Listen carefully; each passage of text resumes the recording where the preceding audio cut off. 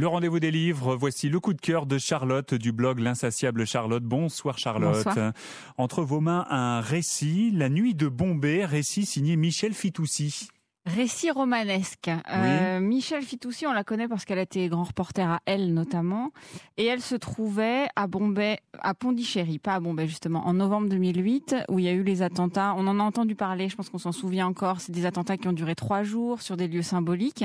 Attentats dans lesquels Lumia Iriji, la créatrice de la ligne Princesse Tam Tam, a trouvé la mort avec son mari. Et Michel Fitoussi était à Pondichéry, devait se rendre à Bombay à ce moment-là pour la rencontrer. Elle s'est donc emparée de cette histoire-là. Elle est revenue à Paris complètement choquée, évidemment, d'avoir d'une part échappé à ces attentats-là et puis d'avoir perdu cette personne qu'elle devait rencontrer. Et il lui a fallu du temps. Elle a mené une enquête pendant 2 ans avant de livrer ce récit qui est la mise en parallèle de la vie de Lumia, qui est une vie absolument extraordinaire. Elle est née dans les quartiers de Madagascar. Ses parents l'ont envoyée en France pour qu'elle réussisse. Elle a réussi. Elle a monté son entreprise avec un esprit d'entreprise très particulier. Tous les gens qui l'ont croisée, c'est assez incroyable, trouvent qu'elle est absolument géniale.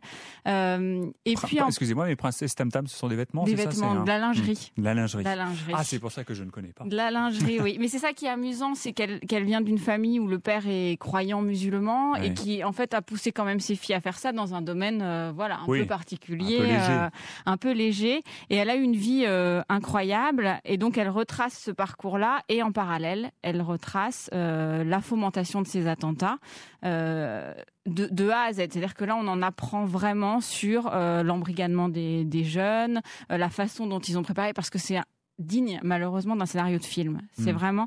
Et du coup, le récit se lit comme un roman à suspense. On sait la fin.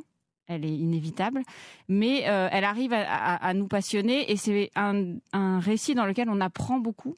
Moi personnellement, sur souvent les attentats, ça se limite au nombre de victimes, à l'endroit, et puis on passe à autre chose. Oui. Là, ça donne des visages et aux victimes et aux terroristes. Ce qui est intéressant aussi parce que ça aide à comprendre. C'est pas du tout noir, faut pas prendre ça. C'est au contraire, je trouve que c'est très lumineux.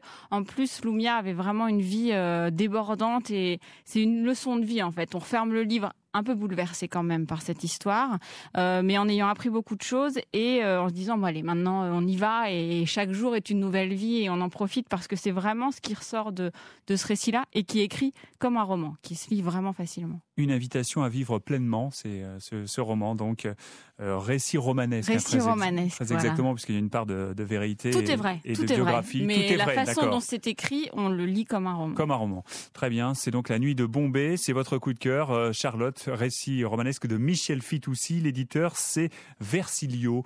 Merci, à la semaine prochaine, Charlotte. À la semaine prochaine.